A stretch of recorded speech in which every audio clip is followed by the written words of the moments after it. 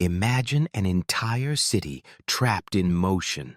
Men, women, and even children, their faces pale with exhaustion, their feet torn and bleeding, yet still their bodies move. They twist and turn through the streets, their cries echoing off stone walls. They beg for it to stop, but their muscles betray them. They cannot rest. They cannot escape. And as the days pass, many collapse, never to rise again. This is not legend nor myth. It is history. In the summer of 1518, in the city of Strasbourg, hundreds of people fell victim to one of the strangest plagues ever recorded, the Dancing Plague. Tonight, we will journey back to that moment when a city was gripped by fear and frenzy. From the first mysterious dancer, to the terrifying spread across the streets, to the desperate attempts at cures, and finally to the shrine of Saint Vitus, where the survivors were taken in hope of salvation. This is the story of a city that danced itself to death. To understand what happened in Strasbourg, we must first understand the world in which it unfolded. The year was 1518, and Strasbourg was a proud city within the Holy Roman Empire. Its cobbled streets were alive with merchants trading goods, craftsmen shaping metal and wood, and farmers bringing produce from the countryside. But beneath the surface, the people carried heavy burdens. The early 16th century was a time of struggle. Harvests had failed in recent years, and famine had left many stomachs empty.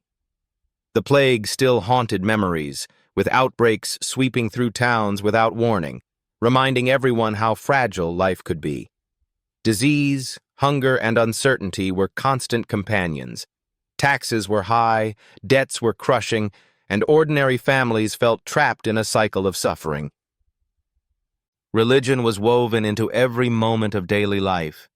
The Catholic Church was powerful, and priests reminded the faithful constantly that sin could invite divine punishment. People believed in curses, in saints who could heal or destroy, in unseen forces that shaped their fates. The line between the spiritual and the physical was thin. If disaster struck, many assumed heaven or hell had played a hand. This was the stage on which one of history's strangest mysteries unfolded. In July of 1518, in the heat of the summer sun, a woman named Frau Trophea stepped into a Strasbourg street and began to dance. There was no festival, no musicians, no reason. She simply began to move, her arms jerking, her feet stamping the stones in a relentless rhythm. At first, neighbors laughed nervously. Perhaps she was mocking someone. Perhaps she was drunk. But hours passed, and still she moved. The laughter faded. Concern replaced it. Day turned to night, and the woman did not stop. Sweat poured down her face. Her legs trembled. Her shoes tore, her feet bled, but still she danced. Witnesses described her expression as distant, as though she were trapped behind her own eyes. She tried to rest, yet her body betrayed her, pulling her back into motion. By the third day, neighbors carried her home. She collapsed, unconscious. But when she awoke, her legs began to twitch once more. She staggered outside and resumed her strange performance. And within days, others began to join her. Men and women, even young people, were drawn into the same compulsion. Some claimed they simply felt the urge. Others said their limbs moved without their consent. The more people saw it, the more it spread. What had begun with one woman was now becoming something larger. By the end of the first week, more than 30 people were dancing uncontrollably.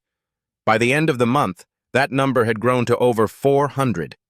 Imagine the streets of Strasbourg, bodies twisting, feet pounding the cobblestones, people collapsing only to rise again, screaming for release. The air was filled not with music, but with cries of torment. Neighbors described horrifying sights. Mothers spun in circles as their children cried at their feet. Men collapsed, foam spilling from their mouths, only to jerk upright and resume. Children mimicked the movements, then found themselves unable to stop. The city became a stage of suffering, with every street and square filled with unwilling dancers.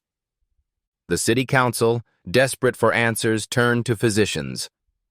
Learned men examined the victims and declared that the cause was hot blood.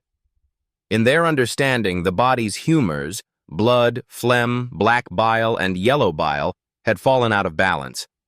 Too much heat in the blood, they argued, caused the frenzy. And the cure, they insisted, was to let the dancers purge themselves through more movement. So the authorities ordered musicians to play. Drummers beat relentless rhythms. Fiddlers sawed at strings.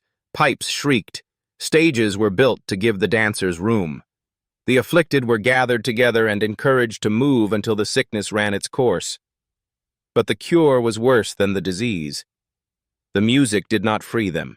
It drove them harder. The rhythms seemed to fuel their torment. More collapsed. More died. By late July, the streets of Strasbourg were filled with exhaustion, death, and fear, and the city leaders realized their physicians had failed. The accounts from this period are chilling. Eyewitnesses spoke of people dancing until their feet were nothing but raw flesh. Some suffered strokes, their bodies seizing in mid-step before they crumpled to the ground. Others clutched their chests, struck by sudden heart failure as they twirled. Many simply collapsed from exhaustion and never rose again. Families wept as loved ones were dragged away by the plague of movement. Friends begged priests for answers.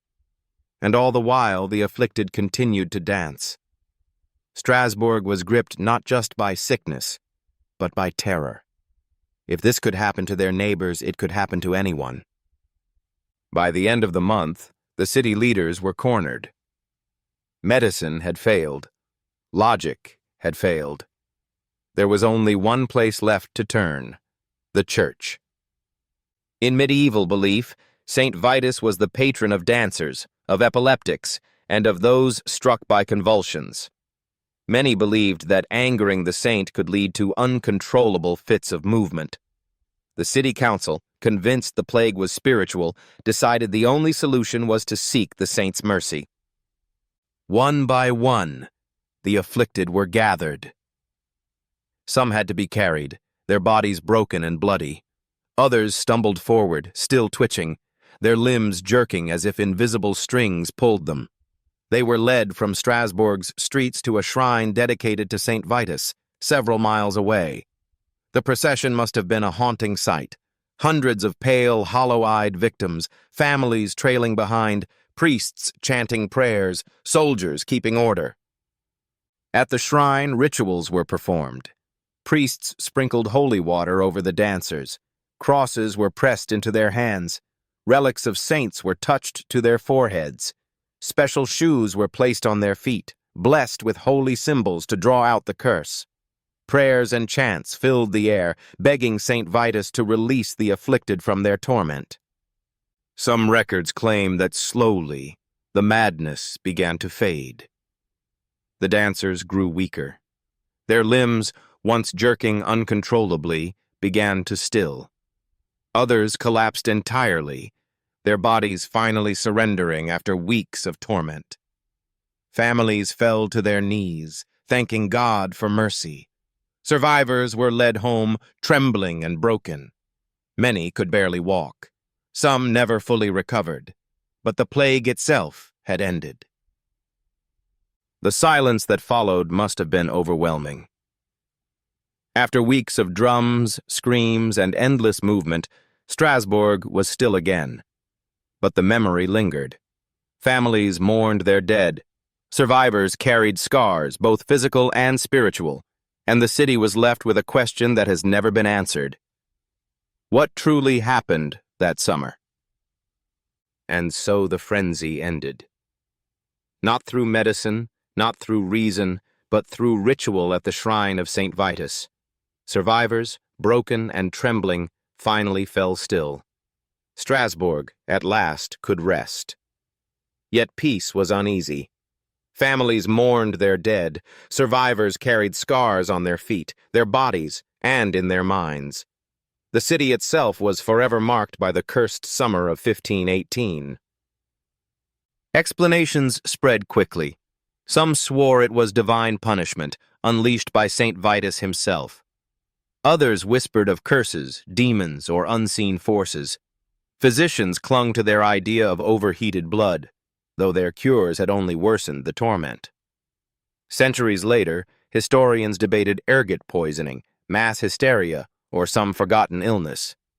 Perhaps it was all of these, or none at all. The truth may never be known.